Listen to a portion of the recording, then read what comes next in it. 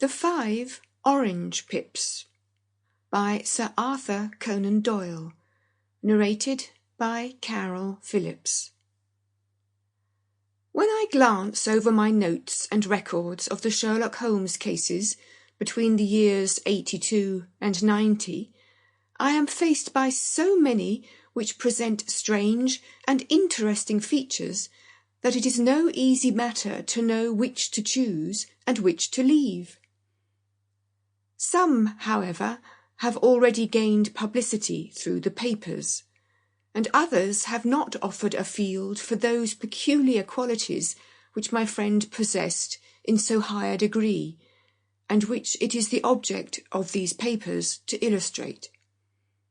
Some, too, have baffled his analytical skill, and would be, as narratives, beginnings without an ending, while others have been but partially cleared up, and have their explanations founded rather upon conjecture and surmise than on that absolute logical proof which was so dear to him. There is, however, one of these last, which was so remarkable in its details, and so startling in its results, that I am tempted to give some account of it, in spite of the fact that there are points in connection with it which never have been, and probably never will be, entirely cleared up. The year 87 furnished us with a long series of cases of greater or less interest, of which I retain the records.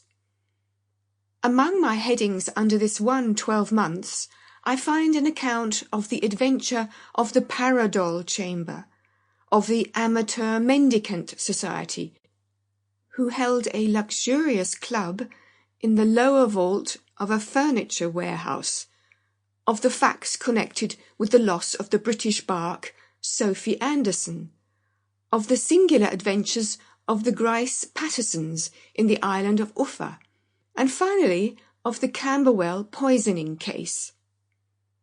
In the latter, as may be remembered, Sherlock Holmes was able, by winding up the dead man's watch, to prove that it had been wound up 2 hours before, and that therefore the deceased had gone to bed within that time, a deduction which was of the greatest importance in clearing up the case.